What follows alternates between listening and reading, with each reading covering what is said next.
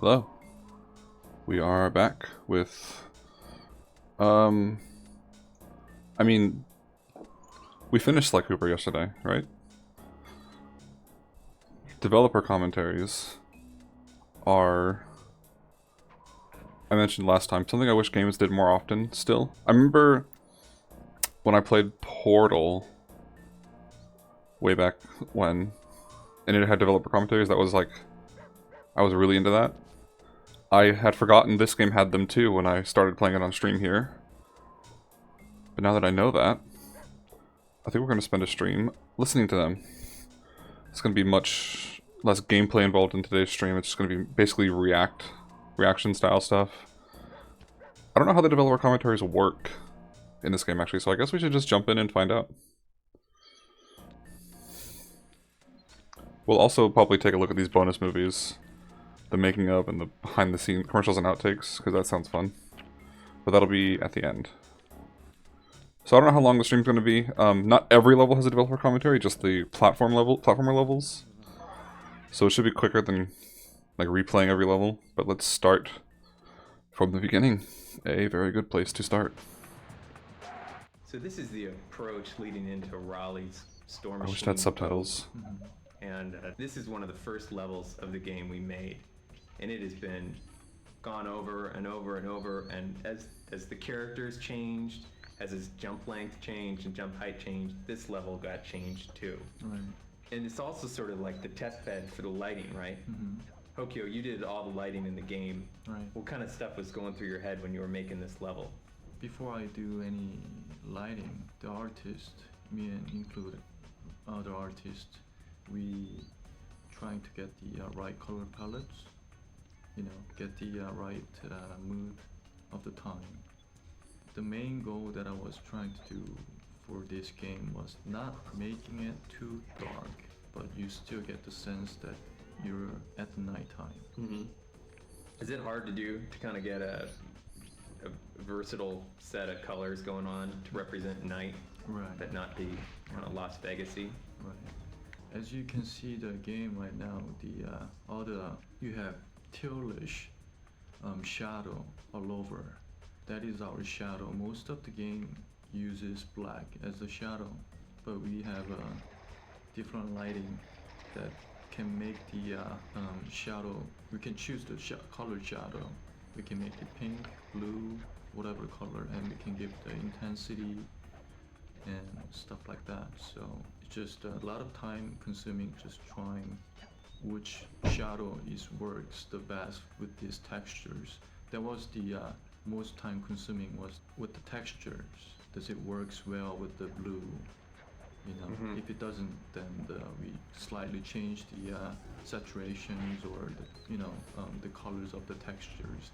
We did a lot of process on those in this level. How many times do you reckon you went through this level and relit it? Maybe more than 30 times. Whoa. Yeah. That is intense. Yeah, because we're dealing with the fog and the shadow, and the most important thing is the brightness.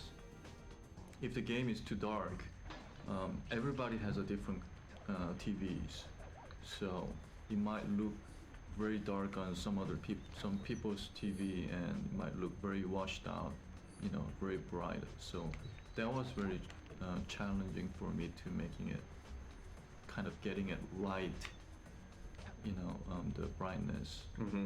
You've got a really weird setup here at work where you've got your computer monitor and then 3 TVs right next to each other while you're doing your lighting.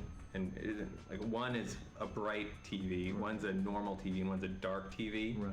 The reason that I have a 3 different set of TVs, I wanted to see the game with really kind of washed, bright, and also very, very dark. So my goal is trying to make it all same with those 3 different monitors, trying to get it all same brightness and the colors. I imagine that's why this level has like lightning flashes. That must be part of the lighting they're talking about there. Whoops. And of course these spotlights, these lighthouses. Which, by the way, I don't know why you would need 2 lighthouses this close together. But I guess they're for searchlights. Like, that's literally the obstacle you progress past when you get here. Sly, please. Yeah, I wish the developer commentaries had subtitles. Or this game at all had subtitles. Because I want to be able to comment on the commentary. Yeah. While they're talking, but I don't want to, like, talk over them. You know? I guess we'll just have to settle for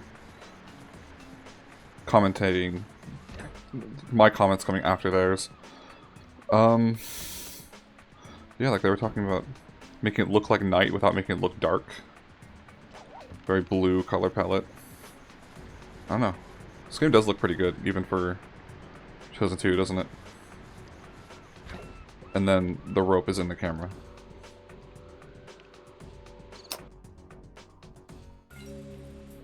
I also wanted to double check. I think when I brought up the Banaki combat accident during that,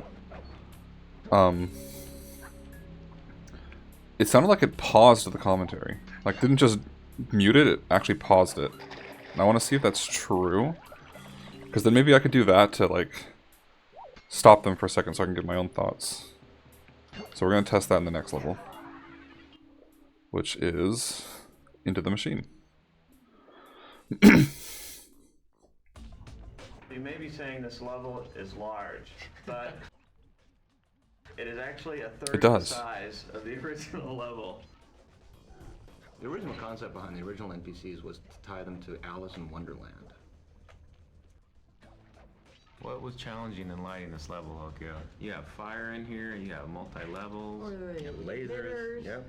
Okay, the hardest. They're not going to comment on that Alice in Wonderland comment? What did they mean? Like, the enemies were supposed to be Alice in Wonderland themed? Like, oh, he's advancing towards me. I should hold on. This level was you have 2 different kind of setup mood. One is very cold. You start with cold, and at the end you get hot. So we have like we can only use one fog in this level. With actually for every level, so choosing the right color of the fog was very difficult to stay. So, I mean, Keep it consistent with the other level. right. Just having that progression from cool to warm from the very start. Wasn't there an octopus? Or was that in a long, long time ago? That was in a long, long time ago for this level. Kind of close where they're behind. It was behind. It was We behind. were the very door. sad when it was removed. Yeah.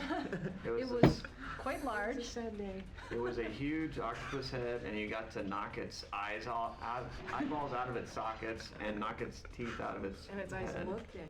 Might have been a bit too violent for this game. I mean, this game does get a little violent, but knocking eyeballs out of sockets? I don't know. The developers sound kind of sad that it was taken out, but I think it might have been for the best in that case. Yeah. Yeah. It was pretty creepy, wasn't it? And he had a bow tie. Our NPCs were all kind of formal, wearing formal wear. That's the entire commentary? Oh, I guess I'm just... I don't need to finish the level, I suppose. Can I just exit? They were talking about fog effects, too, and how that level goes from cold to hot. Pretty cool design insights.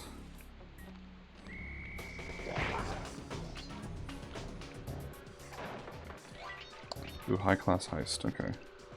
Oh, this is the barrel level, isn't it? Let's see what they have to say about that. Oh, no, it's not. After doing the crankshaft level, we decided that it would be impossible to finish this game with levels that are that size. So we decided we were kind of in this mode where, okay, that was a regular big level, and we'll also do these smaller levels that are kind of bonusy. And we wanted to do one that was, you know, like just pretty much all secure, you know, as much security as I could put in. So this is going to be a small security level. It ended up being actually pretty Good, it's good, great size. a good size. For security in the game, we decided to go with a kind of one free hit per system, I guess you could say, where they're kind of in sensor mode. They're yellow. And they don't actually cause damage to you if you trigger it, but it sets off the alarm and changes them to a damage, this kind of red damaging state.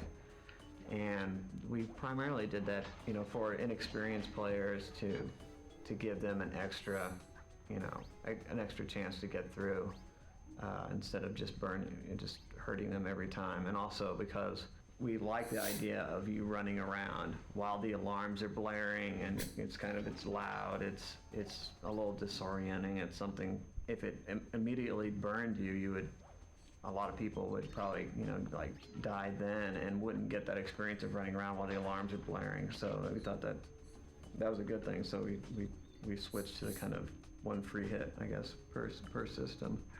We were under really tight constraints. The challenges of creating this environment, one of our best traits is that we have a great way of communicating. So between the designer, modeler, and texturist, we made sure that whatever we were creating could get done in the time we had available. We really adjusted when we had to. We adjusted things in the model to work for gameplay. And then also before I did my final handoff, I really talked to the texture artist, because he had like a limited amount of time, and said, hey, this is what I did. And I really tried to model it toward him being able to texture it in a fast period of time, and also looked great. So it was really great. We really talked about, and we learned a lot about our game designer process through this. After this, Rob started doing almost all the elevation final, doing any turns, adding any elevation changes, and so it really helped the whole process along the way. And this is also I think our last level that had split collision versus what you see on screen versus what you kind of the physics that you're running around on. So this really was a transition. A transition from how we did levels, and it was I think it really helped us get in a position where we could finish the game. Yeah, that's totally true. We can do stuff fast, yeah. This is a very short level, isn't it?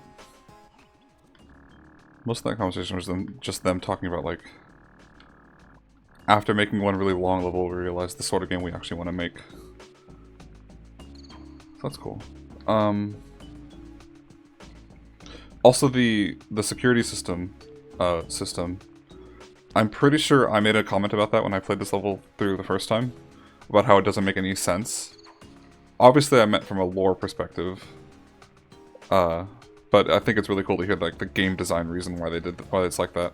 Also, what I was doing at the end there was there's this weird thing about this game where if you fall into a pit, it sends you back to the last solid ground you're on. And it only counts as solid ground if you've been standing on it for more than one frame. So if you do it right, yeah, that's what I was trying to do.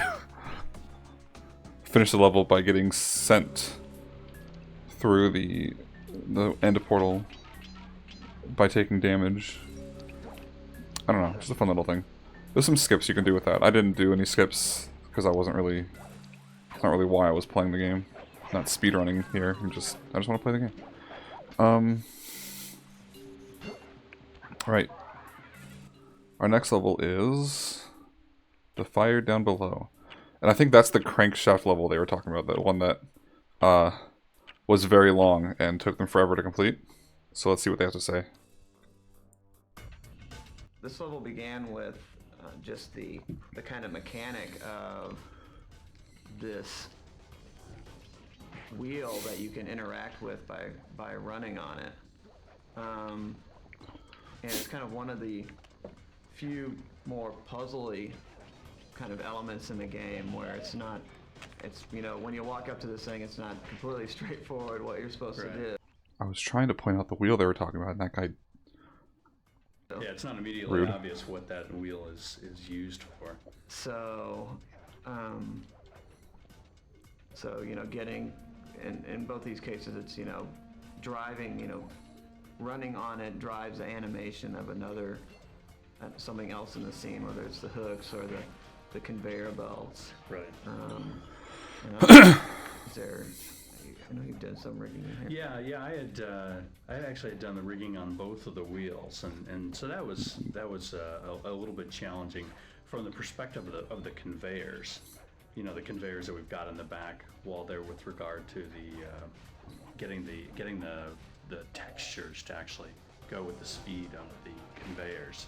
That was the challenging part of rigging this, was doing that work. But most of the rigging just was driving the animation, changing the speed of the animation of the hooks going around, or changing the particles of the steam coming out of the whistle.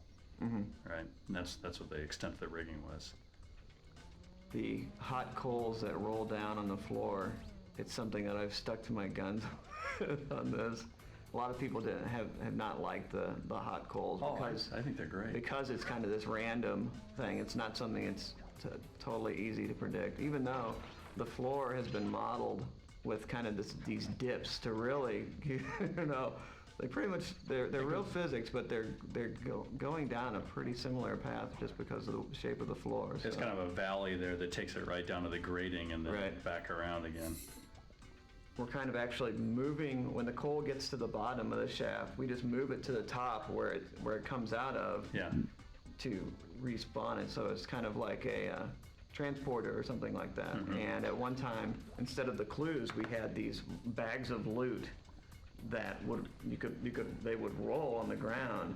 And it was funny when you would break like a safe open and this bag of loot would come out, and it would roll down this hill because it's designed for these coal to roll down, and then it would fall down the chute, and then the money would come out of the chute where the coal's coming from. So it kind of revealed exactly how we were doing this. Yeah.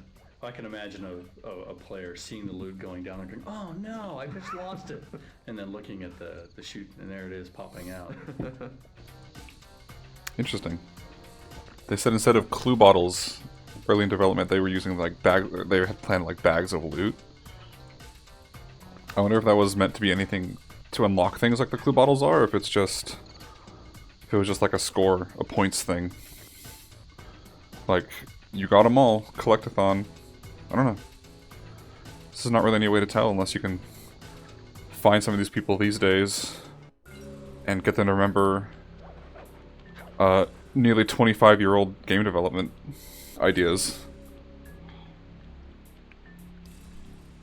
I don't know. That sort of thing just interests me. I'm sure it interests plenty of people. I mean, I know it interests plenty of people, or else you wouldn't have all those, like, YouTube channels that deal with game development. Why are my models' eyes? I'm sorry, hold on. Stop closing your eyes. I swear I'm not asleep.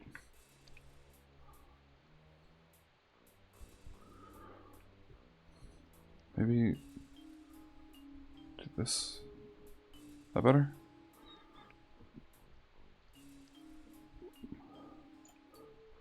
I'm sure it's fine.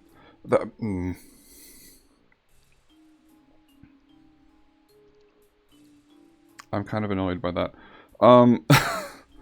Sorry. I'm getting distracted. Let's move on to the next level and just don't worry about my eyes. I'm fine. This is another one of these levels where actually the key is available right at the beginning. You can see where it is. It's a little small, but still the key is right on this ledge, very, very close to that main that first elevator when you go in, and so you're going to end up going into the level and coming all the way back out on a different level. Oh. Brian actually did some initial kind of level layouts for this.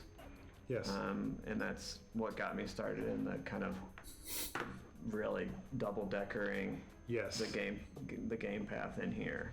And we did that in other places too, but this was like the first where we really did a serious double-decker. Yeah. Different types of kind of challenges on the top and the bottom. And right. And Hoagie also did the texture maps for all the NPCs. Kind of, you really unified their kind of visual style in a really good way. The main problem for our level, I mean, my goal is to making it not dark, but give it the night sense, and especially like this level is the interior, but you still get the night light. So it was pretty difficult for me to do the lighting at first. I know we've changed lighting models. 3 times? 3 times. Right. So each time you got to learn the new tricks of the new lights and then change change all those out. Right. That was kind of difficult It at doesn't work. first, learning through the new lighting system. But it really helped the visual since we have the shadow. Most of the game doesn't have the shadow system, so shadow turns to just a black. They cannot make it to the colors, and thanks to our programmers, that made it happen. When you collect the key on this level or any of the other levels, you'll notice that the background kind of completely goes dark, and we kind of go into this letterbox and show you this animation of Sly picking the key, and it's kind of funny. We use this alternate lighting model to darken everything else at this very base level. It was a weird kind of just hack feature I put in to just darken everything. But then you have to say, well, I don't want to darken Sly because he's the one collecting the key. So Sly is actually marked as like, don't darken me, but he's the only thing in the whole game that's marked that way. Oh, and the key is marked as don't darken me. But everything else in the game gets darkened by this alternate lighting model when you collect your keys. Unfortunately, we can't watch that key collecting animation because I've already collected the key in this level. And reaching the end just warps you back, so we can't really immediately check out what that looks like, what they're talking about. But, I mean, we collected so many keys during the actual game, I'm sure we remember how everything gets all dark. They also mentioned the double-decker design on that level, which is cool, is a cool idea. Like, you can see the key, but you can't get it yet. You have to go all the way around. But players like me see the key at the beginning and are like, I wonder if I can grab that without having to go through the whole level. I want it. I want it now. And I'm sure they knew that too. Like, that sort of player mentality is likely not a surprise to them. But, I don't know. Just thought I'd get killed by this guard real quick.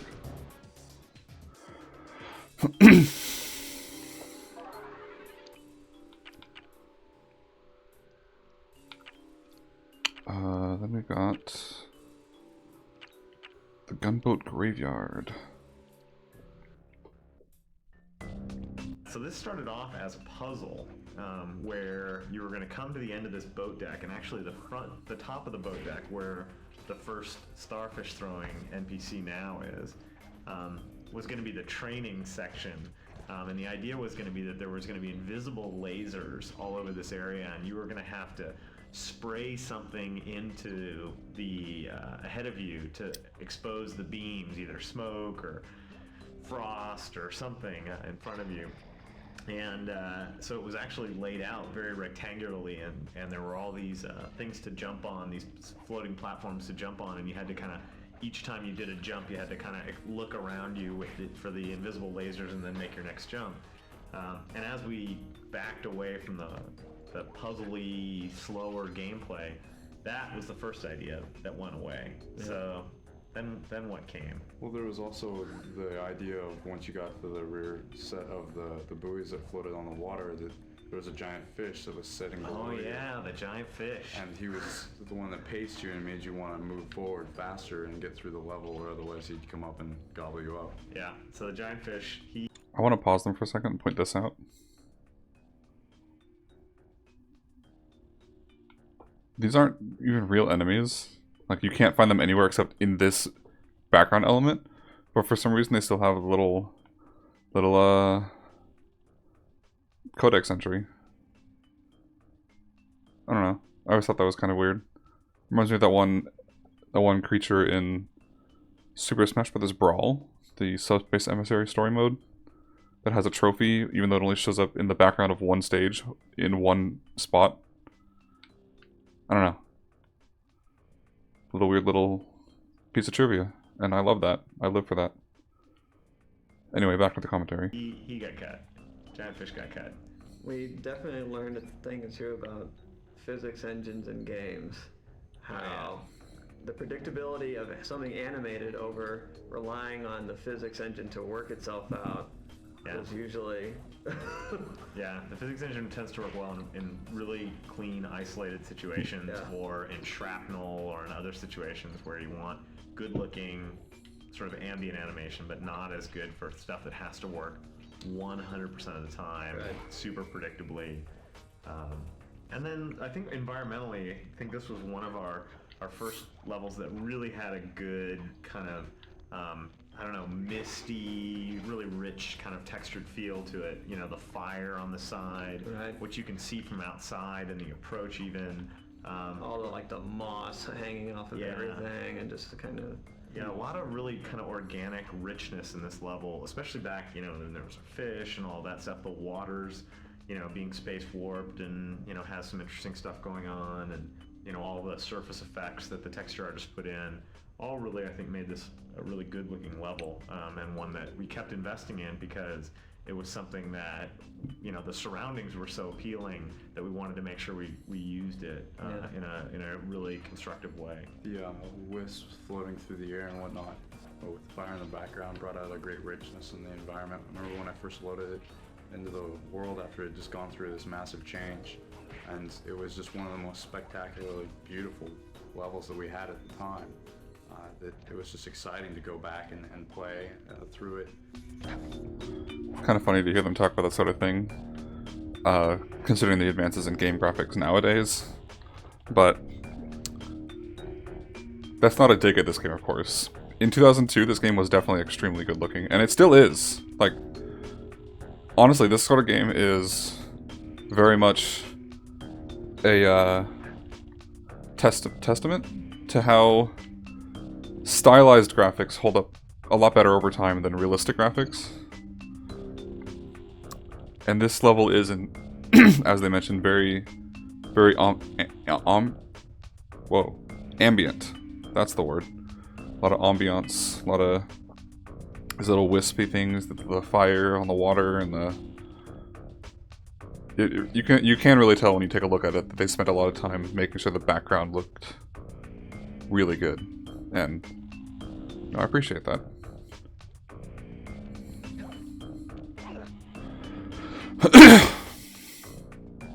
I feel like we're missing a level, aren't we? Yeah. No. Wait, aren't we? Into the machine. Wait, isn't there... Did we do this level? We did. Didn't we? I'm drawing a blank. I don't think we... Oh, right, this is the one that ended super quickly. Like, the commentary didn't go for the entire level, so I quit halfway through. That's right, that's why I don't remember the end part of this level. I think that was the crankshaft shaft level they were talking about. 'Cause this is the one that ends with, like, the, you climb the gear shaft and ride the thing down and stop it. Yeah. Okay. Yeah, I think we're done here, so... Let's check out the developer commentaries for Mesa City.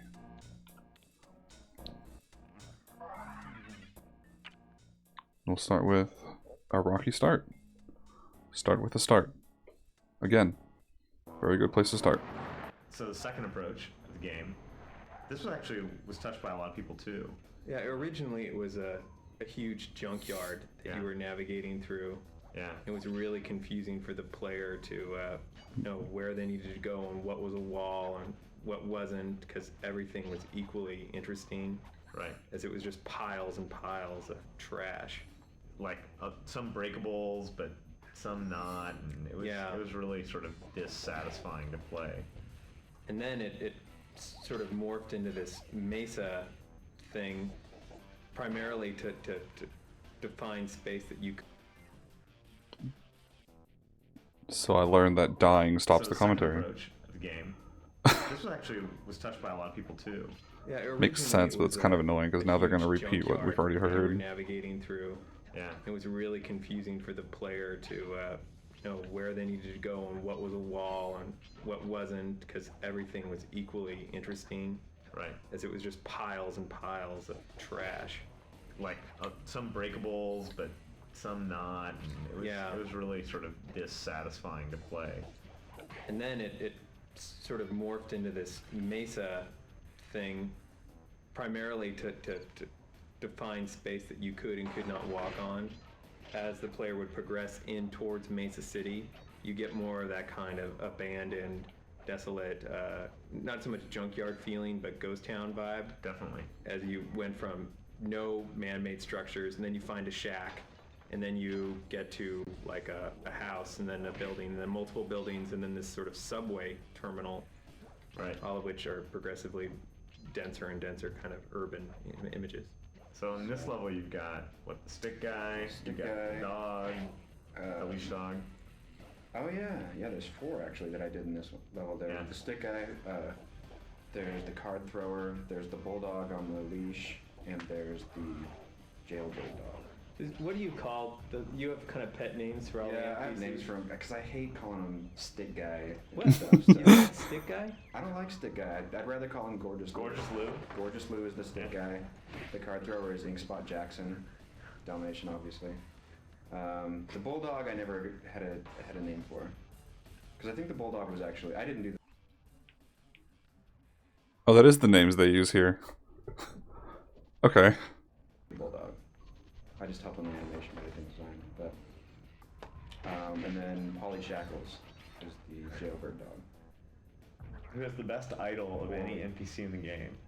Trying to gnaw through his chain. That's pretty good. Ball and chain. Very on theme. Very much. It's always cool when the NPC is showing you what he's going to be doing to you through his idol. So you get a sense what his weapon will be. Those are always more successful. Both those guys do it pretty well. Oh, this level features maybe the coolest security setup of them all, where you have that kind of checkerboard on the floor with the floor sensors and the sweeping lasers. And it looks like you're a goner. There's no way in the world anyone could ever get through this. And you can totally get through it, but the thing is, because the security devices have to sense you before they become dangerous, you can practically run through the whole thing and live for it. You know, live, but you'll be fine. But it looks just overwhelmingly tough.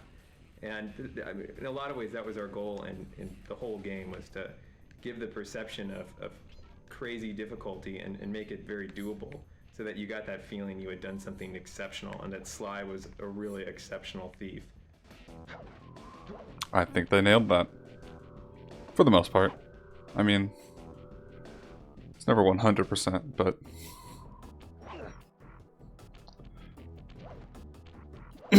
they do get the, like, Master Thief heist, flawless heist thing pretty well done.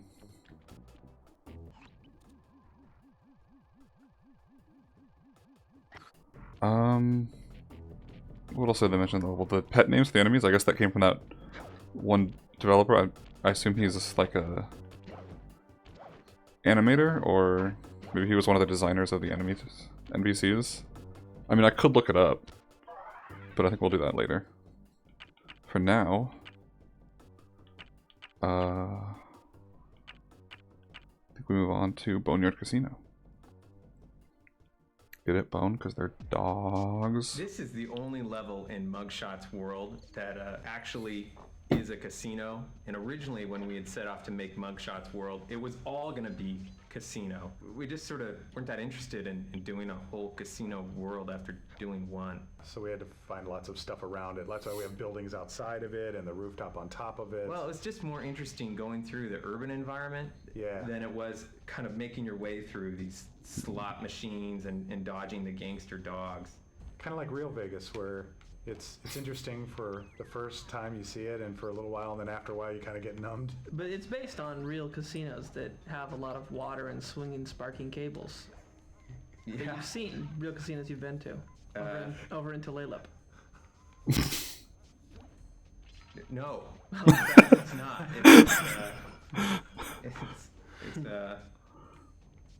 It's not. 100% realistic. This is what Vegas looks like. If you haven't been, this is it. This level features a couple game mechanics that we use all over the place, but in here it's pretty pronounced, and that's when you get up on top of chandeliers and you're looking down on a guard, where the whole point is to get the drop on your opponent, jump down and smack them in the head with your cane.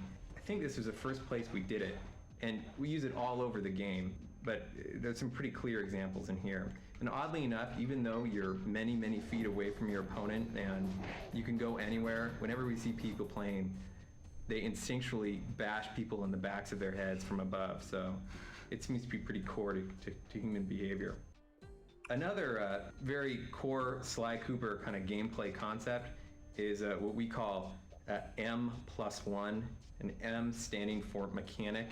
So when you're playing the second half of this level and you're jumping on those spinning roulette wheels, you'll notice that the first set you're on, they're not dangerous at all. And that's just to teach you sort of what it's like to be on these wheels that have little partitions and they're moving. And then the second one you get to has dangerous tabs in them. So you have to kind of watch out where you're jumping. That's M+1. The +1 is the dangerous tabs. Then you get to the third set of wheels and you're at M+1+2. And the 2 is the laser beams, which you can't cross. So you need to get between the wheels fast. And then you get to the fourth set of wheels and the wheels are going in the opposite direction. If you sit and you play this game, or the second half, and you really look at how the difficulty is ratcheted up one wheel at a time, it's crazy clear that that's how we try and increase the tension in the gameplay, but not overwhelming the player off the bat with complexity, because you're taught each little mechanic along the way. And that's a pretty well understood game design philosophy, going as far back as like Super Mario Brothers on the NES. Not to say that it's like obvious or anything. I think it's really cool, and most players probably don't really notice that on first glance. Like, it's just not something you pay attention to. I did notice it when I played this level because I am somewhat versed in those sorts of little game design tricks. Not that I've designed games myself, of course, but just like I watch those videos on YouTube a lot. Oh, I missed it. So I was like, oh, it's the set piece antipiece. They did that here. But it's cool to hear it from the developers too, saying like, yep, that is what we were doing, even though it's obvious, but still.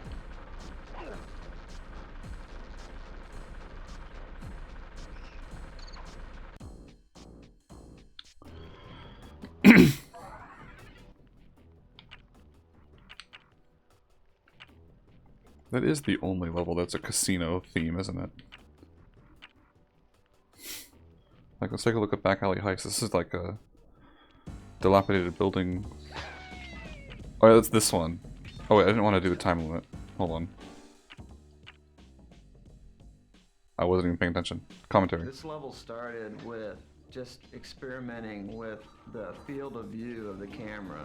This kind of a lot more extreme and more kind of fish-eyed lens than any other level in the game. And once that was in, it was like, well, this is very much like Vertigo, you know, you get this feeling of vertigo from being high and seeing the ground below you. So that's why I tried to make the design be like this, you know, the sides of a building or a skyscraper as they're going up. So yeah, and we ended up motivate that. Yeah, we ended up doing it on the inside, kind of the hotel, sort of in a kind of an atrium or a courtyard in theory. We invented these bouncers. This was actually the first place in the game that we had used, in this case an awning, but anything that would bounce Sly upwards, and really started to tune and play with that gameplay about, you know, how high should they each bounce and what's the right amount to give the player control while he's in the air. And really the combination, I think, of the unique camera angles and a huge amount of bouncing on things and jumping up and down on things really kind of defines the concept for this level. It presents some good challenges. Once it sort of took on this retro feel, kind of playing like a 2D side scroller. Our producers at Sony even, you know, kind of took us to task once or twice about how retro that felt. But the retro feel also had a big impact on the kinds of NPCs we could use in this level. Oh, definitely. Because you needed an NPC that could work well in a really confined space. And in fact, the original design for the ball and chain NPC had him swinging the ball in the wrong hand for this level, and we had to change him so that he would be comfortable with his right side up against walls. From a secondary standpoint, I thought that the introduction of the air conditioners was a good idea because it was this sort of skill element that required you to pay attention and Right. It was one of the few really leftover in terms of mechanics from some early designs for the game, where there are these things called break falls, where you would, you know, it was like the air conditioners where each one you hit, it would fall away. So it was very much the environment's kind of getting destroyed. Yeah, I guess if you look at him, the ball and chain enemy is like left-handed, isn't he? If he swings the ball and chain the way he does. So he's left-handed because it worked better for this level's design. That's the sort of trivia that I really like. It just, I mean, ultimately it does not matter to the end user, to the player, but it's still like really fun. Really fun little I mean, I don't really know what I'm saying here, but I just like that sort of trivia. And your choices are getting limited as you're going, so you have to do it, you know, pretty much do it right the first time. yeah, the stealth sections, these were some of the earlier sections to use the duck and to use cameras fairly heavily. I thought pretty successfully in this case. You know, you get some different looks than you see elsewhere in the game. And the last section in the bedrooms, sort of the bouncers go up through the ceilings, which was kind of a fun change. Gave us some real sense of three-dimensionality as you kind of pass through the floors. That was a fun change. And then the big finish, the precarious big finish, where you have to sneak out onto the sign. I don't know, all in all, a pretty successful level. I would have to agree. And I'm also glad that, obviously, I'm not the only one who noticed the retro feeling this level gives off. The 2D side-scroller. I'm sorry, my model's eyes are really annoying me. I don't like that they're closed. I'm going to try to fix that real quick. BRB. Well, I mean, I'm still here on mic, but I'm just getting rid of my camera for a second.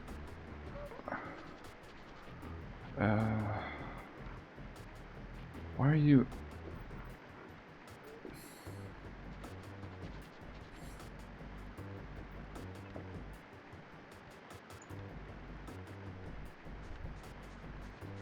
I think that's better.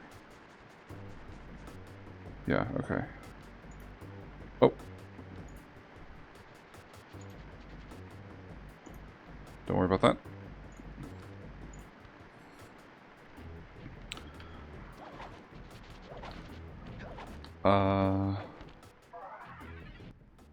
So yeah. I feel like they got really creative with level designs in this stage. Like they had that one that we just played through, the side-scroller one, then we've got the casino one with all the security and the roulette wheels. And I did the kind of layout design for this world using Legos, and it actually turned out pretty close to what I did. I knew it was going to be a rooftop, so having being kind of constrained by the general blockiness of Legos seemed like it was fine, and it helped me get the elevations worked out, and I found it easier than doing it on paper because of all the, it's going to be done in 3D anyway. So if you're throwing it together with Legos, you can get kind of hold up to your face and look at it from all these different angles and try and imagine what shots you're going to have in it. So I think it was the only level I did with Legos, but I think it helped a lot. I would buy what's the level called? Straight to the Top Lego set. Recreate that little piece of game design, game development trivia. Sounds like something I'd like to have. It'd be fun. Compositionally, the level was really fun to work on. It was, once he had the letters done and we knew the elevation, then I went in and even from the very first shot, you'll see that nothing overlaps each other. So the level doesn't feel like extremely super full, but it doesn't feel like it's all a bunch of clutter. And dealing with NPCs, they were really fun. We had a lot of designs and thought about different ideas that would really relate to the idea of dogs playing poker. That was the theme. Yeah. The main theme behind it. So you'll see like the dog. Is that the reason why the casino-themed level has dog NPCs? It's that one painting of dogs playing poker. That's... Yeah, alright. Throwing cards and having his idols being card tricks. And the slobbering dog, the junkyard dog, which started in a whole different design with a bobbing head. It ended up being one of our most complex characters with blend shapes and really great idol of like chomping on a bone. And then at the top, or actually the lower levels, you'll see what we call dog with stick, which is totally a play on the thiefy dog sneaking around and how the idea of this big, you know, cumbersome guy being able to walk so agile with the big stick. And then also the final one, which is you see up in the top level, which is we call him Paulie Shackles. And that's a jailbird, and he originally was a woman with a purse, and we found it too offensive, so we had to like redesign. We're like, what are we gonna do? We have to redesign with the same gameplay mechanics, and we came up with different ideas, like maybe it'd be an Elvis impersonator with a microphone, but the whole idea of the thin string was too hard for a player to see, and the microphone really wasn't that big of an object.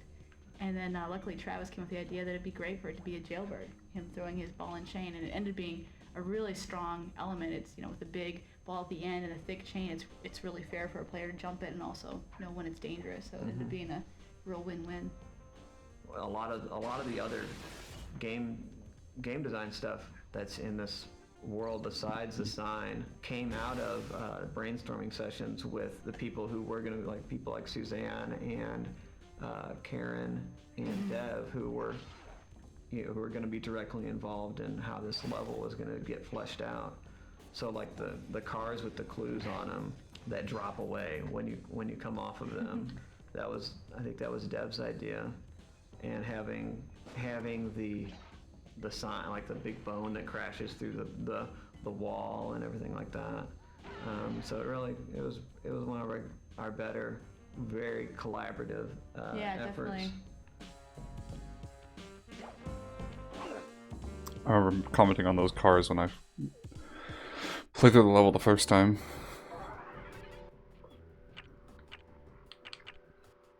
I don't know, I don't really have much to say about that besides they mentioned that Polly Shackles enemy, the dog with the ball and chain, was originally a woman with a purse. Seems kind of out of place, in my opinion, but... I started working on this pretty much the day after I saw the movie and I was pretty interested in the funky rooftop scenes they had in that film and the landscape created by those rooftops. This was the first level that we made that featured the Inspector Carmelita Fox, and it was a real challenge figuring out the gameplay mode for her, because we wanted to have this cop character in the game that sort of made more concrete the fact that you were a thief and that chased you, but at the same time we didn't want to do a chase situation similar to the games where there was somebody behind you and you were running down screen. Yeah, we wanted to have something where it didn't involve as much memorization, where it involved a fair amount of reactionary stuff rather than having to memorize the environment. Yeah, this was a particularly challenging level to get sort of cameras done correctly as well as behavior, because we had to focus on two different characters at once, and we had to deal with it from pretty. They censored out the names of some other properties they mentioned. I'm not sure what movie they were talking about at first. I'm admittedly not a huge movie person, but I'm pretty sure the game they were mentioned before about games with chase levels, that was almost definitely, they said Crash, like Crash Bandicoot. And I can see what they're talking about. Like those levels with like the boulder following you where you have to run and dodge things in the foreground. I will say that I do not like those levels. Why are my eyes messed up? I think it's my webcam. I get distracted way too easily. Can I... If this keeps happening, I'm just going to turn off eye tracking because this is annoying me. Okay, we'll finish this level and then we'll see. Strange camera angles. There's a lot of change, so this was definitely a test for doing the camera angles. It's weird for the cameras in particular because Carmelita needs to be on screen, Sly needs to be on screen, Carmelita's shock missiles need to be on screen, as well as all the areas that Sly needs to jump to or climb on need to be on screen. So you have all these requirements, and at the same time, you don't want to have the camera bonking into like chimneys or pipes or what have you. So if you look at how all the rooftops are laid out, the tallest elements will be at the point on the roof farthest away from the area in which the camera travels. And that's totally on purpose so that you won't be occluding your vision of Carmelita or where you need to go. Yeah, in this one, it's more sort of the upper left corner of each building. So what inspired Carmelita? Carmelita is a composite of two characters. Well, the first thing, right, is that we just wanted to have somebody saying, hey, Sly, you're a thief. Because otherwise, you know, you're not really making off with a lot of money here. You're stealing a lot of keys and you're stealing back your Thievius Raccoonus from other thieves. So unless we had a law enforcer telling you explicitly you are breaking the law, it didn't really seem like you were breaking the law, which you are. Anyhow, Carmelita is the product of really wanting to combine two characters. One is this inspector character from the series, Zen, who's that ends the level. that hounds you, and it's pretty standard. No, I didn't think that would end the level. We didn't get to hear the rest of the commentary. I'm also pretty sure they just said Looney Tunes. I think. Do we hear the whole commentary again? That sounds annoying. I started working on this pretty much the day after I saw the movie, and I was pretty interested in the funky rooftop scenes they had in that film and the landscape created by those rooftops. This was the first level that we made that featured the Inspector Carmelita Fox, and it was a real challenge figuring out the gameplay mode for her because we wanted to have this cop character in the game that sort of made more concrete the fact that you were a thief and that chased you, but at the same time we didn't want to do a chase situation similar to the games where there was somebody behind you and you were running down screen. Yeah, we wanted to have something where it didn't involve as much memorization, where it involved a fair amount of reactionary stuff rather than having Sly. to memorize the environment. Yeah, this was a particularly challenging level to get sort of cameras done correctly as well as behavior because we had to focus on two different characters at once and we had to deal with it from pretty strange camera angles.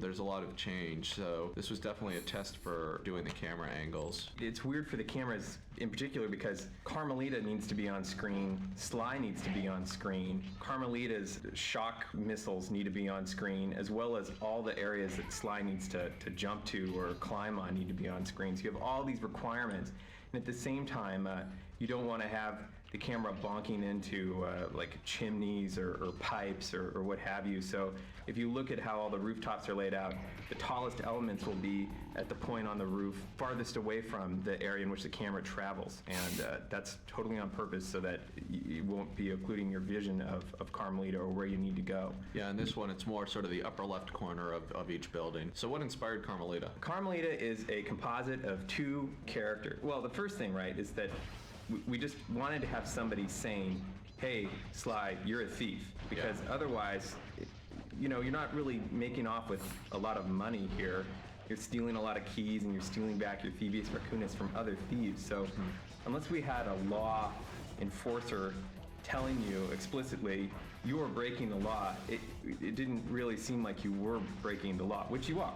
Anyhow, Carmelita is the product of really wanting to combine two characters. One is this inspector character from the series, Zen, who's a detective that hounds you, and it's pretty standard, right? It's sort of like Javert and Jean Valjean. A lot of these, works of fiction that are about a criminal character have this tireless cop that hounds them all the time and their relationship. And the second character that we were pretty overtly riffing on was this federal marshal and a bank robber, and they fall in love, but they can't be in love because they're on opposite sides of the law. So Sly and Carmelita, they have that thing kind of going on where she is both his true nemesis and love interest at the same time. I think they actually said Lupin, like Lupin the Third. Inspector Zenigata. That makes a lot more sense than Looney Tunes. My bad.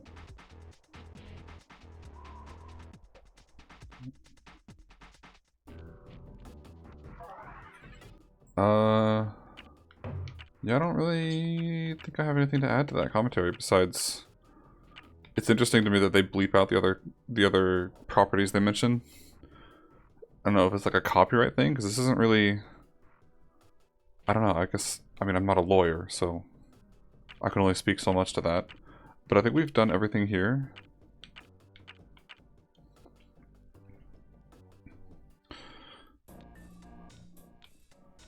So next we move on to Vicious Voodoo. Start with the Dread Swamp Path. I like the smart guard a lot. The who? I like the rodent, the big voodoo rat. For everyone who can't see Andrew, he's a dead ringer for the voodoo rodent. It's a startling resemblance. I was scared when I first met Andrew. I actually hit him with a stick repeatedly. And I will again right now. Ow. The voodoo rodent was one of the few in this world where I could actually sort of act out what I wanted him to do to any extent, and so he's the most humanoid, I guess. You act out all of your characters? I act out, yeah. I find that I think I was saying this on one of the other levels, but I find that and I make this mistake over and over again of thinking, oh, I know what this guy needs to do, and I just start animating and looking at it from the outside, and I find if I don't actually do the action myself and sort of feel what it feels like in the body and you know, make sure that the posture and the gestures all kind of feel right internally, then it's much more of a struggle to animate it. People say especially that the walk for this guy looks like something I would do. I don't think I really walk like that, but I did do that a lot during the week that I was animating him. And we call them smart guards.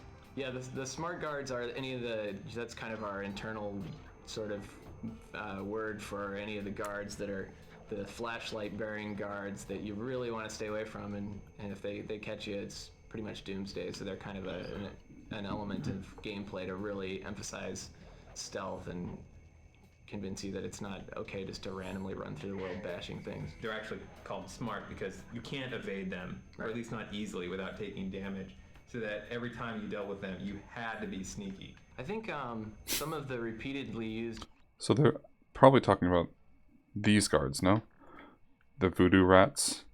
And since that animator, Andrew, I think his name was, mentioned acting out all of his NPCs to get a feel for the animations, now I'm just picturing some guy, I don't know what he looks like, just walking around like this all day. Hand up. Feet spread at a 180-degree angle. I'm sure it was a very hilarious sight. Pieces were really effective in this, like the way the huts, you have this sense that you're in this big village, and it's a few sort of simple pieces, you know, repeated and decorated with some smaller sort of elements around them, and I don't know, when you're down in and amongst them, it feels like it feels like a rich environment. It feels like you're in this, you know, little village of stone teepees. It doesn't look like the same hut over and over again. They each look like they're their own individual hut. When I saw this game for the first time, after already having done the voices, I hadn't seen it when I did the voices, and I just had all these lines. Here is the actual visualization of everything that I had read in the script. Oh, that's interesting. That was one of the voice actors, I didn't see which one. But they mentioned that they didn't know what the game looked like when they started recording voice lines.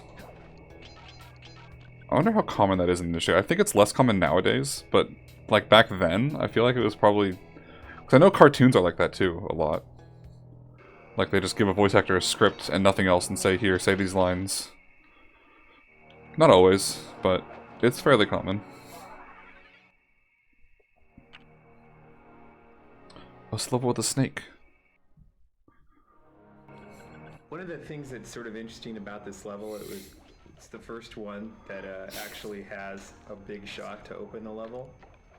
As we were developing the product, this was the first game level that we built that had that, yeah. Yeah, so that there's a really low camera looking up at the gate to try and give the sense that you know, there was something very large inside, and to kind of be imposing, like the gate in the original King Kong movie. Right. Wow, that bleep did nothing. There were all these... That bleep did absolutely nothing to censor what they were saying. That was clearly King Kong. these natives who are sort of clearing the other side of the gate, trying to get that vibe across with this initial shot. Also, the one of the sort of the design goals for the level was to focus on Sly's rail run move.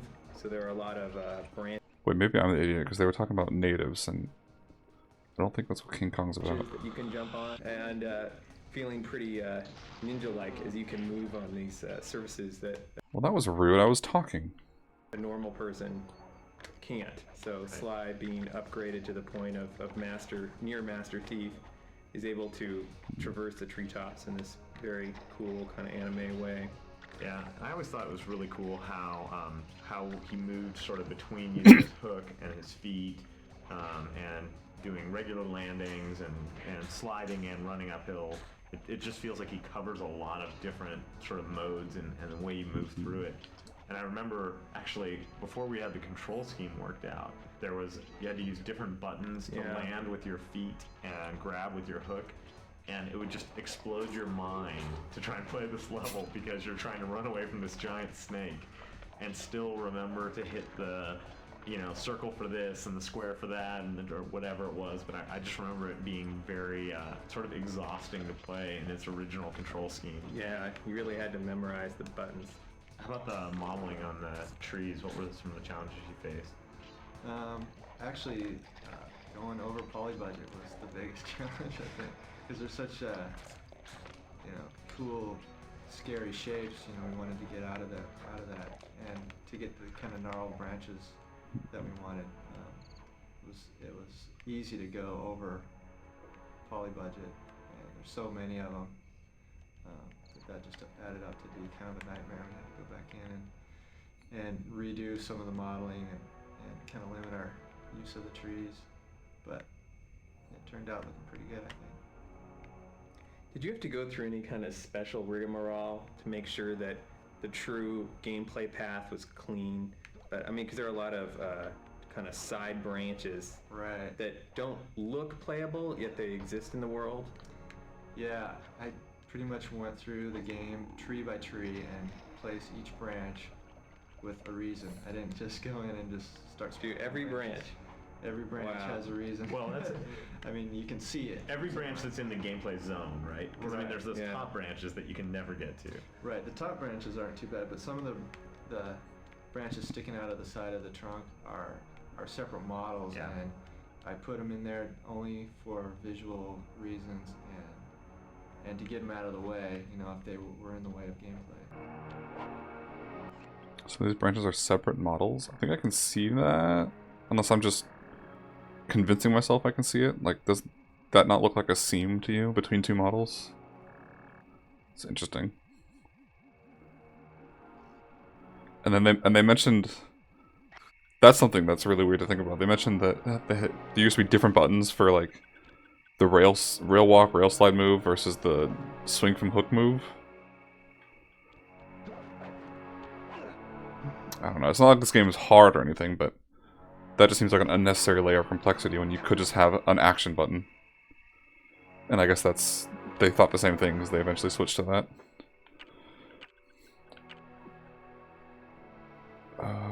Grave Undertaking. Gomerville's inspired it's the first, when we were modeling, it was the first one for Buddha, so it was really supposed to decide the style of architecture and land. And we spent a lot of time on the trees because we realized it was 1/3 of the whole level.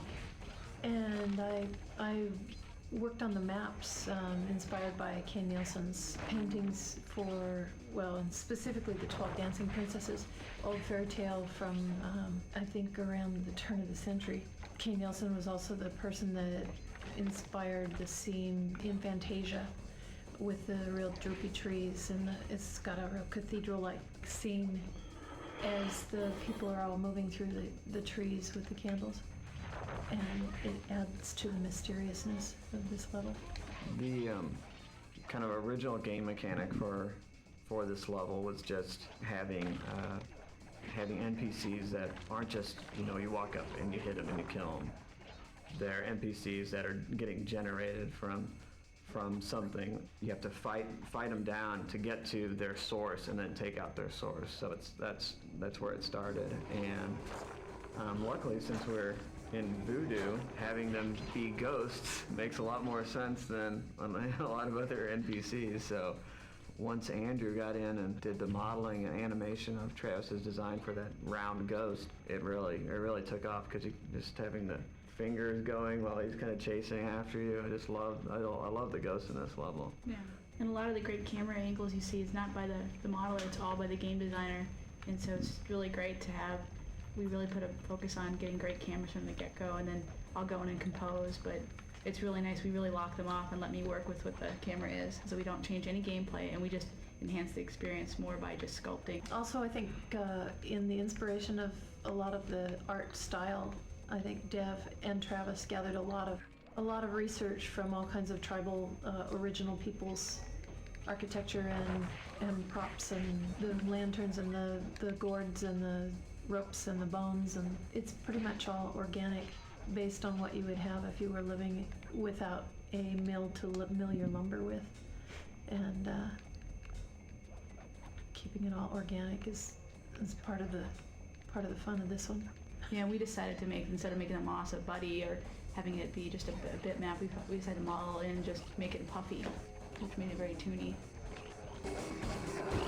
They talked about these ghosts and the designs and how it's one of the favorite enemies. This is the first level with a enemy spawner of any sort, isn't it? I think this is not I think. The China level has some too. So clearly they liked the idea and wanted to revisit it, even if it doesn't make as much sense there. Or reuse it, you know what I mean. And they talk about the level architecture and how it's inspired by native architecture. Like the sort of things you would have seen in the indigenous peoples of Haiti and whatnot. How it's like whittled instead of carved instead of milled. Yeah, that's pretty cool. I made fun of them for using a lot of Hollywood-style tropes about this region and its culture, but it does look like they did a good amount of research into other aspects, at least. So credit where it's due. And a lot of the Hollywood-y stuff is probably just because that's what audiences would have expected. I don't know. I don't feel like we can judge it too harshly.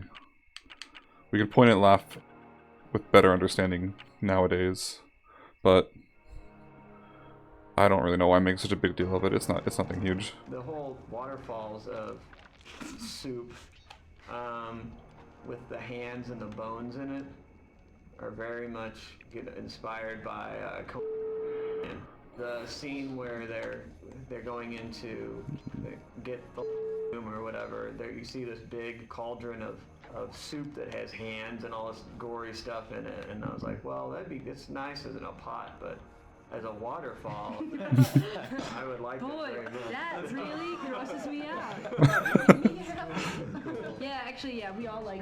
I just thought that was your thing. I didn't realize The that was grosser it is, the inspiration. happier Yes. Karen you are, the grosser it is. Yes. More chunks and bits and nibbins, ribbons and gristle, The juicier it is. the better.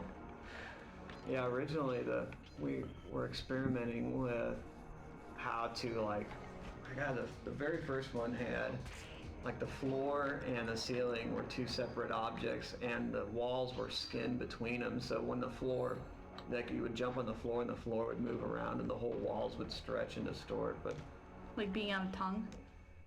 being on a tongue that's pulling on the cheek or something. Right. Yeah. The floor was like a trampoline, and then the entryways would stretch and distort, so the actual doorways would get smaller and bigger. Right.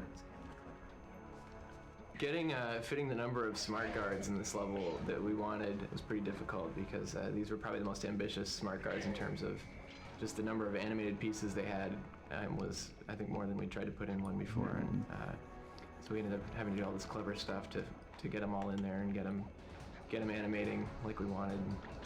Really, there's the difference between like the initial like texture pass in a level and when Karen has time to go in and put all these like light cobwebs and all this really nice Atmospheric sort of stuff. Atmospheric like texture buddies and just texture, like, you know, kind of accessories in the world. It really makes a ton of difference. And this world really feels like it got a decent pass at that. Yeah.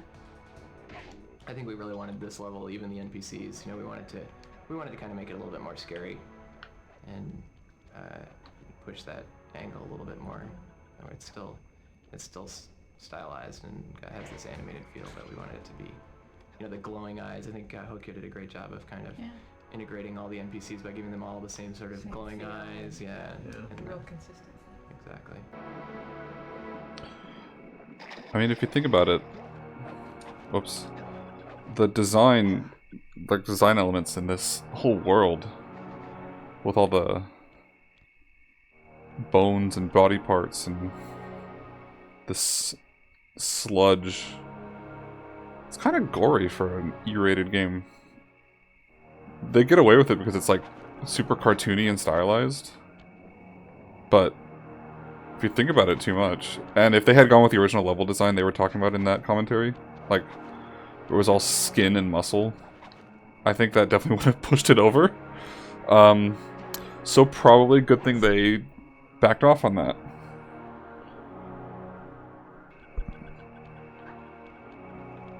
I suppose some people might have enjoyed that, and it does sound like a very interesting idea. Was that it? Are those the only levels with... Oh, yeah, I guess so. Alright, so we're done here.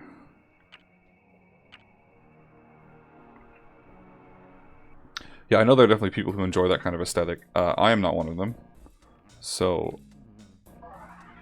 we'll just move on to A Perilous Ascent.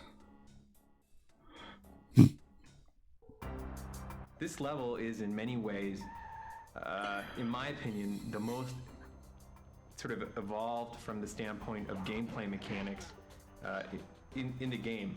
We do some really crazy things with the camera, like when you're sneaking around the edge and the icicles are falling at you, where we've constrained the player to a simple decision-making process, being left or right with the danger coming down on them.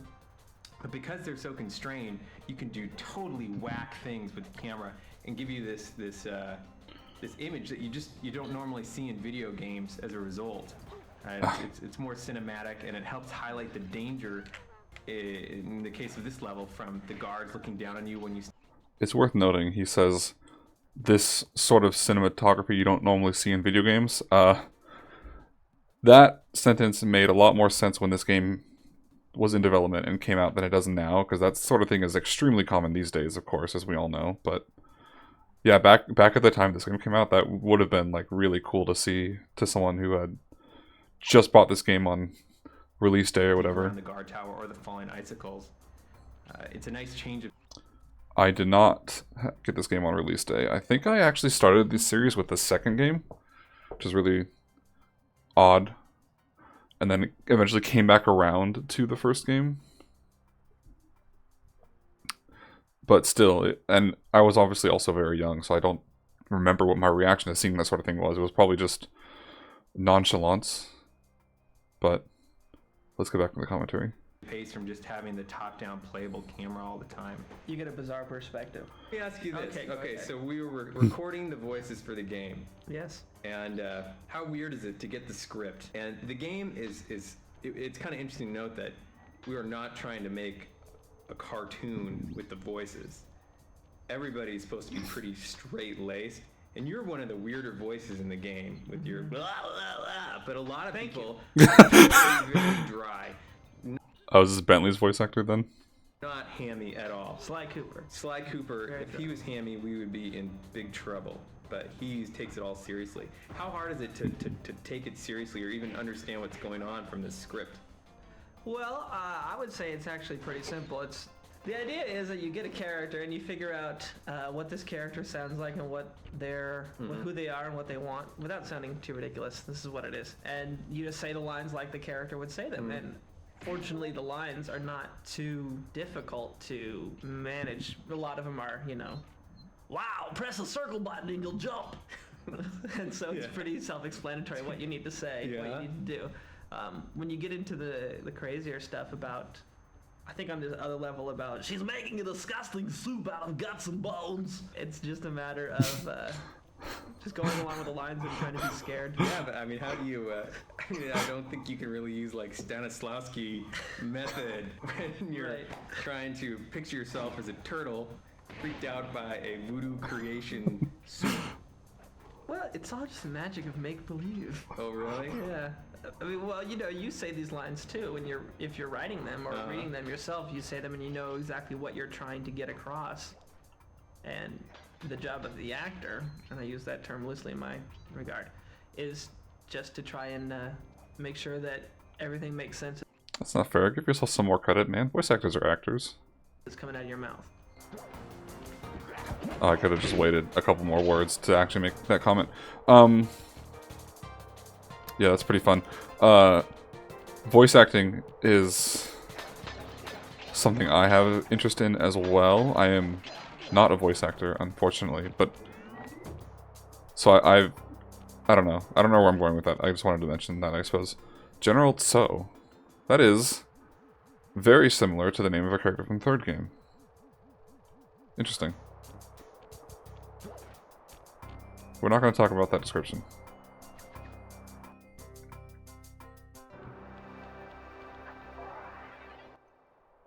Yeah, so like I guess what I was trying to say is it's kind of cool to hear a voice actor mention that sort of thing. Like, you're voicing a turtle who's scared of an alligator who's making soup out of body parts or whatever. How do you make that sound serious? I don't know. It's cool. It's fun. My eyes are still being stupid. I swear in real life, my eyes are open completely. My camera just does not seem to want to pick it up. I might need to mess around with the settings in my tracker app, but you get sleepy Kage today, I guess.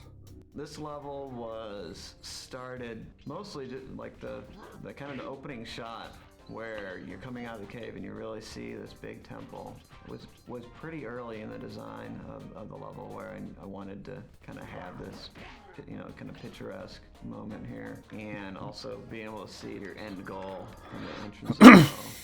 This is one of the more, I guess we call it pretzel levels, where the course is very much kind of going around itself. It's kind of using this one art space for the different game mechanics. So instead of having a long corridor that has all the mechanics and we have to do art all the way down that corridor or whatever, we take it in one space. In this case, we go outside the temple, we go inside the temple, and then we go across, and you're still able to see the temple when you finish the game, and it's kind of, you're looking down on it. So it's really trying to reuse the art assets by staying in the same space as you're going through the level.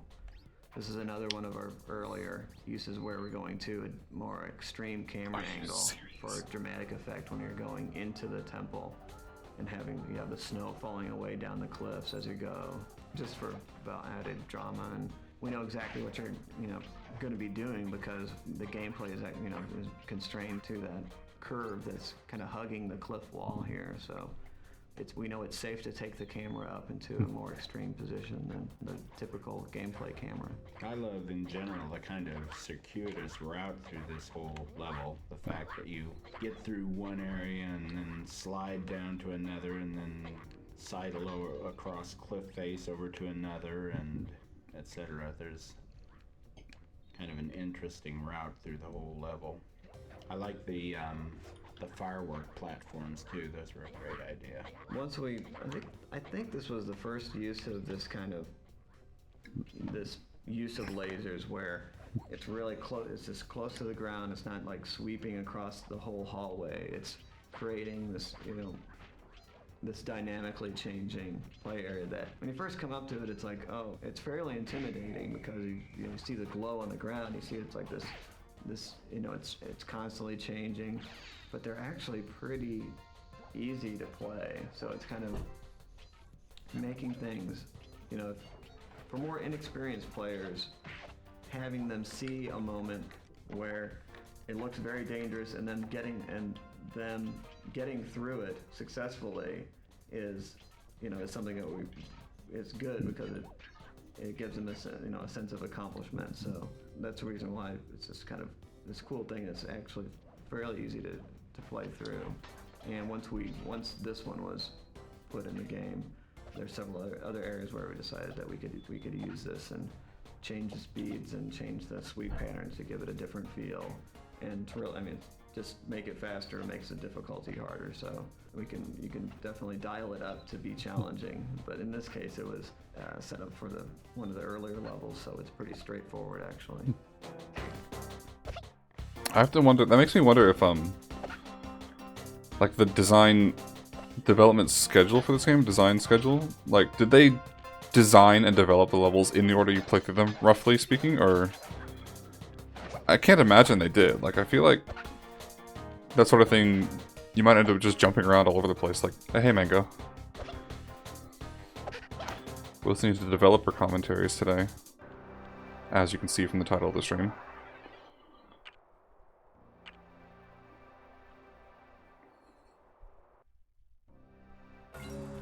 Oops.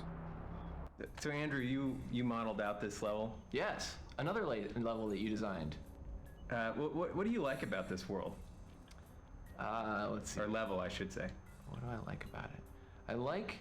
Just got back from the retro game store. Something great about the space. There, the fact that it's taking place, very quickly inside and then outside of these.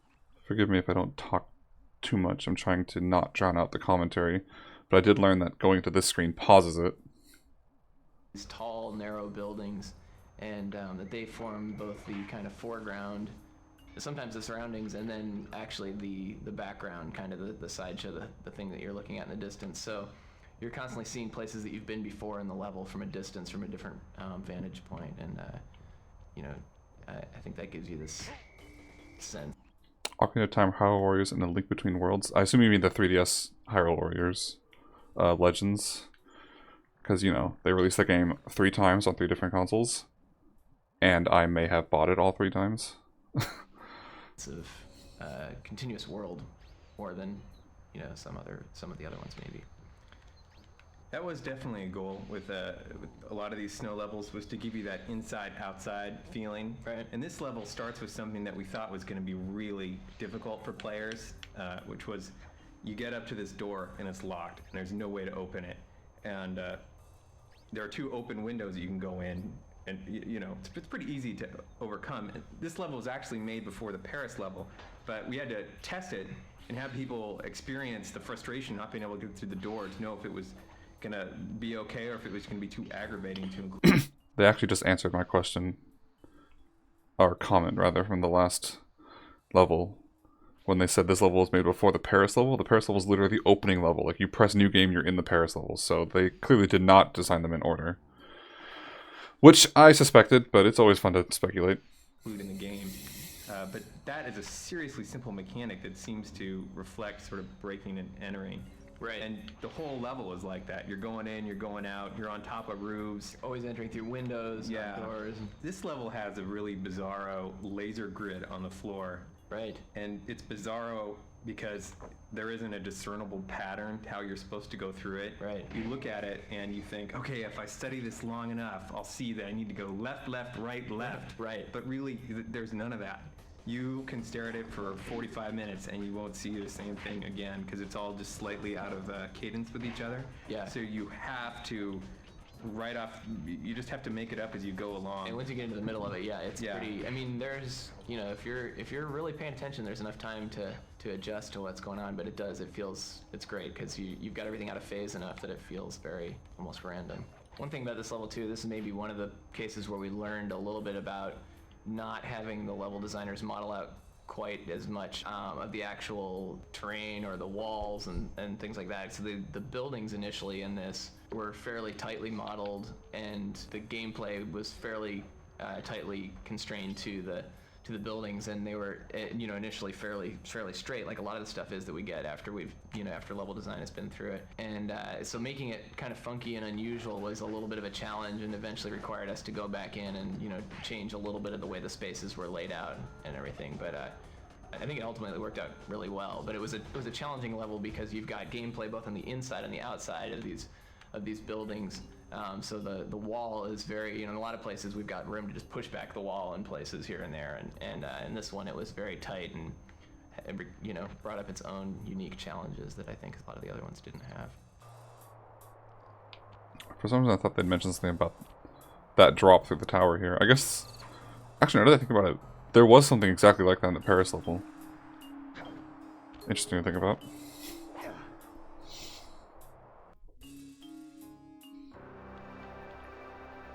Where are we next? That's not a level with a commentary, that's a boss fight. We just have Duel by the Dragon left? Oh, that level, right.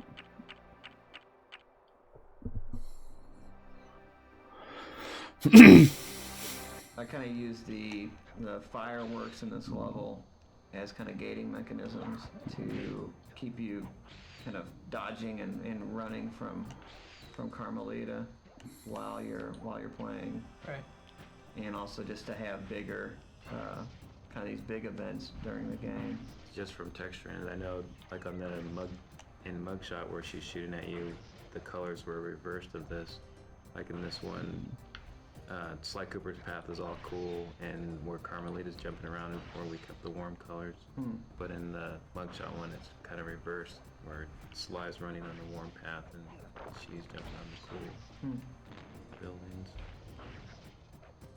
Yeah, doing her effect was kind of funny. She originally had a different, entirely different weapon, and we really wanted to kind of emphasize the stun gun feel, and it was interesting to try and tune because the color tones of the world in general were, she appears in several places, and so it was finding something that had a little bit of,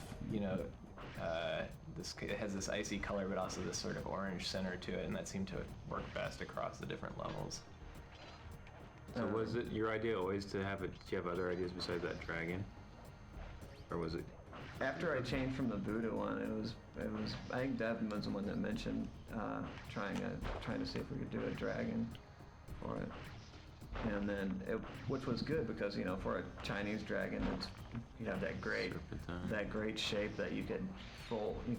I was able to fold it and shape it how I needed it for where she's going to stand on and stuff like that. And then you put in all the legs and everything like that. Yeah, so they're we trying to think of places on the dragon, on the high and low points of the humps of the dragon, and then also there are these kind of freestanding poles in the abyss of the mist that you can see down there. Just having her stand in as many different places as possible made her feel really like she was sort of part of the world, but always just out of reach. Yeah, that's a big thing. You have to keep her on screen. Right. Keep her large enough to see her, and at the same time make it seem like you could never get to her. Right. So the you're closest not tempted to leap off the path to your death or something like that. One of the first drafts I did of it had a giant panda Buddha statue laying on his side where she was jumping on, and just wasn't the same. So I'm glad we went with the golden dragon. Never got to see that one. I tried to keep it away from people. It wasn't very good. That was almost perfectly timed to the level. That's nice. But I think that's every level that has a commentary track. Which, for some reason when I was playing through the game, it felt like there were more. But yeah, I guess that wraps up the developer commentaries. But that doesn't mean we're done here, of course. Unless there's commentary on levels that it didn't tell me there's commentary on. Can you replay the Paris level, actually? I feel like you can't. You can replay the Clockwork level. But I don't think there's a commentary there. Let's just try... If I go here, and I go to... Treasure in the Depths. Does this have a commentary track? It does not. Okay, I do not want to play this level then. Yeah, I guess it's just the platformer levels then.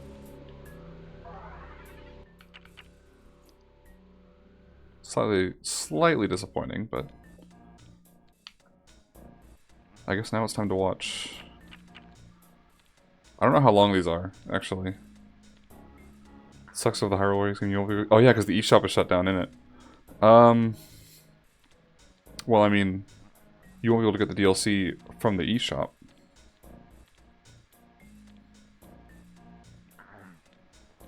But yeah, no, that does kind of suck. Theoretically, you could have bought the Switch version, which has it all pre-installed, but I get what you're saying.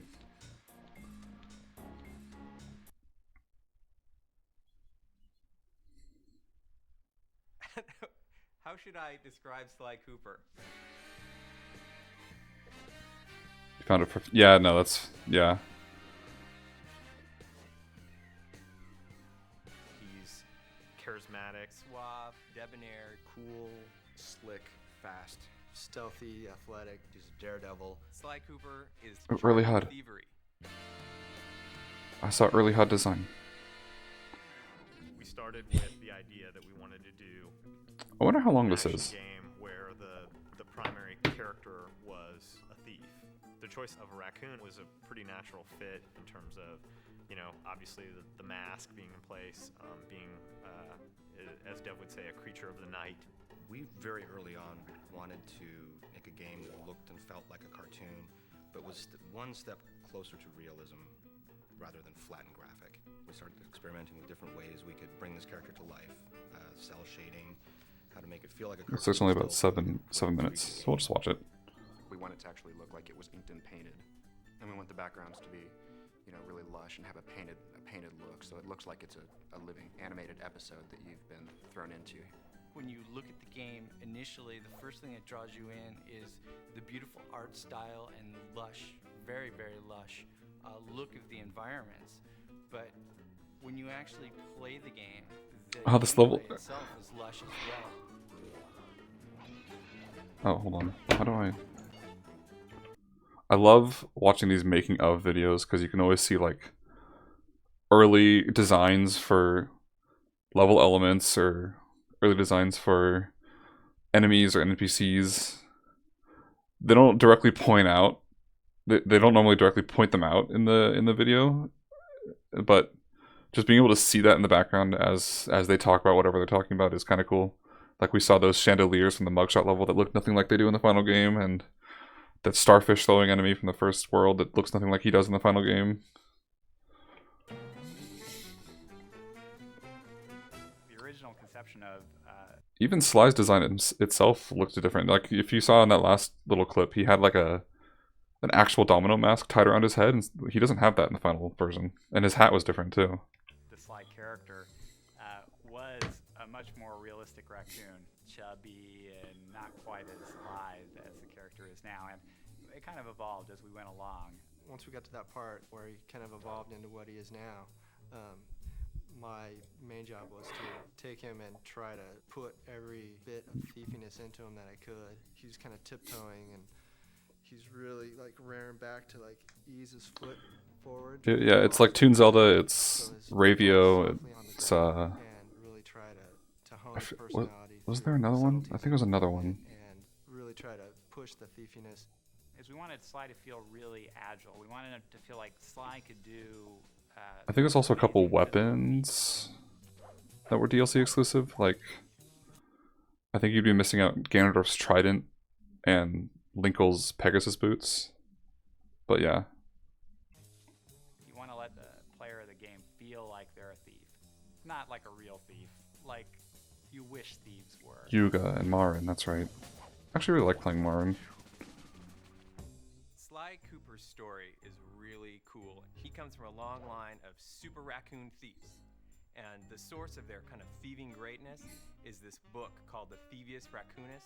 It's this incredibly valuable heirloom that is stolen from Sly's family when he's very young. He has come of age, and now he feels it's his noble duty to take back the Thievius Raccoonus. Sly has two buddies, Bentley and Murray. Bentley provides a lot of the plans for their missions. He does a lot of things that are very important for Sly to complete his missions. Murray has a huge case of Sly envy. He wants to be Sly in the worst possible way, and he has absolutely none of the capabilities to do it. Did Sheik and Impa have DLC? I'm not at all reacting to the actual video, I'm just chatting with you, which is fine, but I don't remember them having extra DLC. Oh, I see what you're saying. Those are the characters you're interested in. No, yeah, those are base game.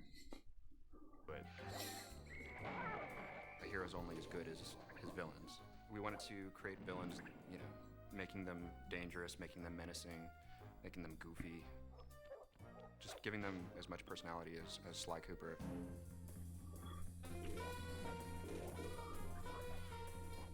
It's a super high bar being in the action. They keep showing early designs for some of the levels, which is kind of cool when we just listen to the commentaries about early stages of those level designs, and now we can see them in this video. Like, we saw early NPC designs as well, like the bulldog enemy was red, apparently, and there's a lot of purple in the mugshot levels that isn't there in the final version, which makes sense considering mugshot himself is purple. I see what they were going for. All of the greatest games, the best games that are out there are all action adventures. The genre is such that you have to really excel in every single phase of the game. Going from saying Sly should be sneaky to actually having him feel sneaky in the game is hard. You have to start and you have to get the animation right, then you have to figure out how the engine's going to play the animation and how it gets affected by where he is and what he's doing, and how the player can feel in control at the same time. People are doing shoot 'em ups and things with, you know, big weapons and things like that, and this is all about character, so you can get the feeling of, you know, I am Sly and I'm sneaking around. Anytime we can exploit anything in the environment, build it in a way that, you know, as Sly's running over, it might seem more stealthy. We completely exploit that. And our golden rule is whatever is thiefier wins. Thiefier is a word now. If you want to make a game that looks different, the PS2 gives you the opportunity to do that. As a programmer, it has a ton of tools for solving all sorts of different types of technical problems. A big focus for us has been in getting our tool set to the point where the artists were really unconstrained. Artists will come to us with, they want the game to look this way, or boy, can we have a line around all the characters, the cell shading that we do, or how can we do the lighting models so that things that are bright have certain colors on them. And they have a lot of really cool ideas, and I and the other people on the programming team work on trying to get the technology put in place so that we can, you know, make those ideas happen.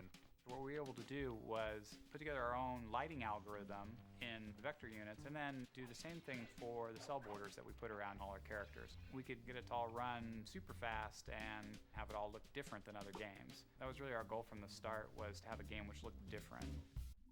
I'd say they nailed that. This game's stylized art design is not something you really see. I mean, I guess cell shading became quite popular later on, but I think this was one of the earlier games. These games are cartridge based. Which ones are you talking about?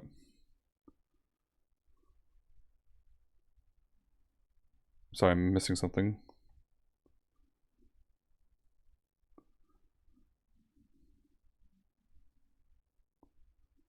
The DS. Yeah. Okay. This game came out before Wind Waker or around the same time, and that was like a pretty major cell shaded early game that helped popularize to an extent the style. I mean, fans weren't too pleased about it when it was first announced, at least not here in the West, but like cell shading became pretty big after Sly Cooper, so I guess it was one of the earliest ones to use that art style. It's been an interesting process building a team to build a game like this. It's been great working with such a dedicated. And I should also point out, I'm aware cell shading is not an art style. It's more of a rendering or lighting style, but you know what I mean. A group of people. I've never worked with a group I think as hardcore as this. It really does require unbelievably talented artists, unbelievably talented programmers, and unbelievably talented designers. How you doing?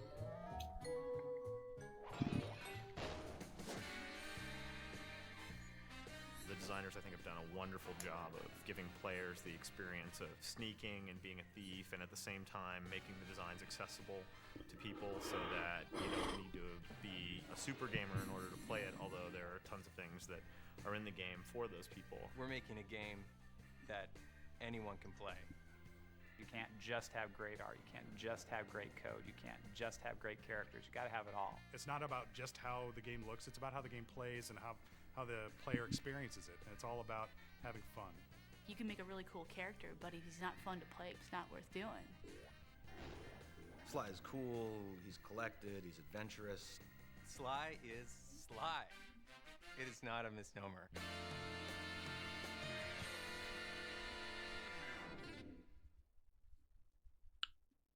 Well, that's the making of video. It's always cool to hear the developers talk about their thought processes and whatnot. It's also fun to hear them talk about this game as if it's groundbreaking, which at the time it was, but with the hindsight of almost 25 years, it's just like, yeah. I mean, yeah, sure, it's pretty cool. Commercials and outtakes. This is a little fun one, I guess, to round things off with. Let's see what this is all about.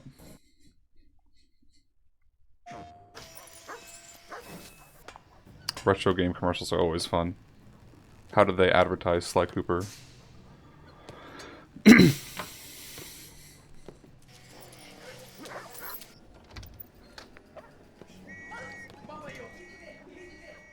What was that all about? Sly Cooper Okay. is one cunning, devious Thievius Raccoonus, rated E for everyone. Oh yeah, I forgot about that slogan from the PS2 days.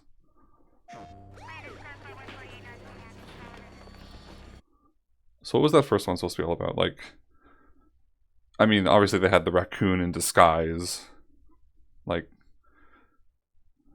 do you know if the DLC of the game has to be unlocked? If it's unlocked, if you manually, which the 3DS version? I think it has to be unlocked. Like they have a special adventure mode.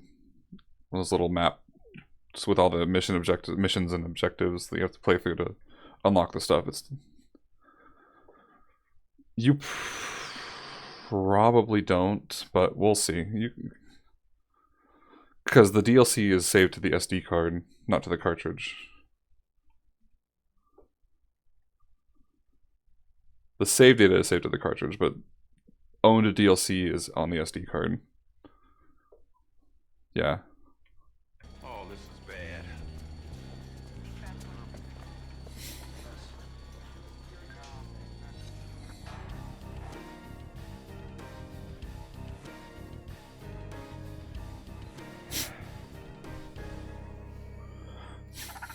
Sly Cooper is one cunning, devious Thievius Raccoonus, rated E for everyone. I'll wait till it actually ends.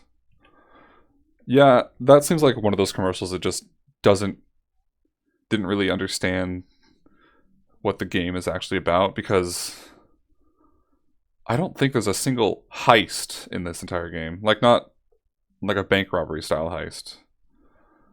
The whole point of Sly Cooper and the gang is they're master thieves who target other thieves, not... So, like, I don't know. But it's quite a striking image to have, like, the cleaned out bank vault and the burrow with the raccoon crawling through it. So I guess it's an effective advertisement, even if it's not quite, it misses the mark slightly of the actual game.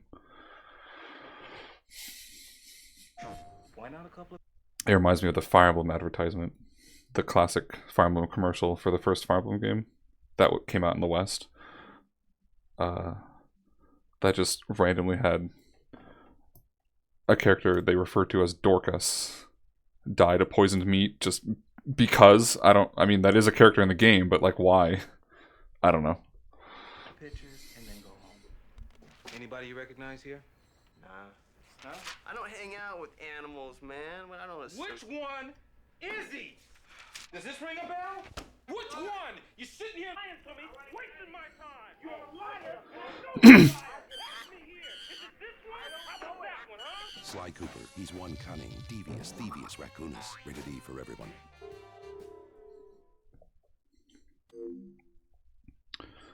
You'd think they'd know that Sly Cooper, the Thievius Raccoonus, is a raccoon. I don't know. I don't really have anything to comment on about that one. That's just kind of funny. Welcome to the commercial outtakes for Sly Cooper. He's one cunning, devious, Thievius Raccoonus. He's also one pretty bad actor. Oh, they're outtakes of the commercials? I thought they were going to be like voice acting outtakes of the game. That should be funny. Okay, camera's rolling and action. What was that all about? Okay. No. Can we get him to stop licking? Where's he going? Where is he going? All right, can he look at the camera? Not at you? All right, what is he reaching for? The stuff? What is that? All right, he's chewing an egg or is he gonna hurt her? Come back here. Does he have fleas? Oh, that's crazy. I'll move the stick. Okay, he's not supposed to eat the peanuts. Could someone get another raccoon in? Oh, this is bad. They say never to work with, in the film business, never to work with children or animals. It's pretty good reason why right there. Also, I'm like 99% sure the director reactions or whatever from that last clip were added in post. Like, that didn't sound like reactions from someone on set. That sounded like reactions to someone watching. But maybe that's just me. Okay, smoke. Okay, less smoke. All right, smoke. All right, who's doing the smoke? We've got way too much smoke. Sounds like a commercial in itself. Yeah, that's what I'm saying. Like it doesn't sound like natural reactions. Okay. From at the time. This one too. Hello, Bandit. Which is fine. Good. I mean, good. Wait. I'm sure they're Bandit, where are you going? obviously real outtakes. They're not like fake outtakes, but Which cat? Which cat? Where? Show me. Point him out. That cat Where? right there. What Right cat? there. so maybe this one. Where's the cat? Show me the cat. I don't see no damn cat. Show me the cat. Yeah. Hey, I know that snake.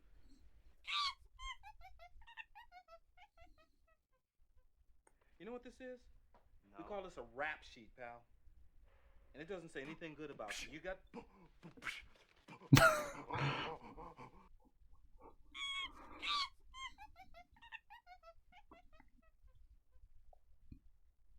There's a lot of cops that would like to go home right... Oh, buddy. Yeah, to put him. Oh, it's clockwork. That's not an owl. He's a snake. That dude's a dog. Tell me something here. You're gonna give me something? I don't know any of these you're gonna animals, tell me something man. tonight. I don't hang out with animals, man. I don't associate with Did I say they were animals? This monkey was having a lot of fun on set, it looks like.